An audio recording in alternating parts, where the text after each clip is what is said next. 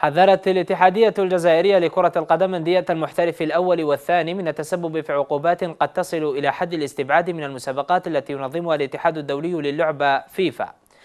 كانت لجنة الانضباط بالاتحاد الدولي لكرة القدم أبلغت الاتحاد الجزائري الخميس المنصرم بخصم 3 نقاط من رصيد مولودية العلمة الناشط في البطولة الوطنية المحترفة الثاني على خلفية عدم تسديد مستحقات مدربه الأسبق حكيم مالك.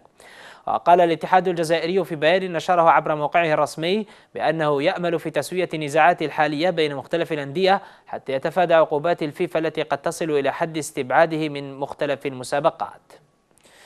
دوليا، أكد زين الدين زيدان مدرب ريال مدريد أن العرض القوي الذي قدمه فريقه أمام ريال بيتيس أخرجه من حالة عدم التوفيق التي لازمت الفريق الملكي في المباريات الأربع السابقة.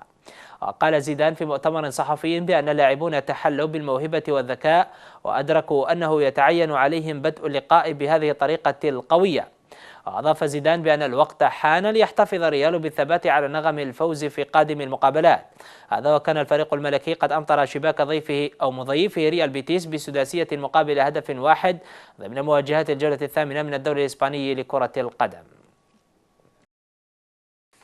في رياضة التنس، أحرز البريطاني أندي موراي لقب دورة شانغهاي الصينية الدولية لكرة المضرب إحدى دورات الماسترز ال1000 نقطة البالغ جوائزها أكثر من 7 ملايين دولار بفوزه على الإسباني روبرتو باتيستا أوغوت بمجموعتين نظيفتين في المباراة النهائية هذا الأحد. ويعد هذا اللقب الثالث لموراي في شانغهاي بعد عامي 2010 و2011 والسادس له هذا الموسم.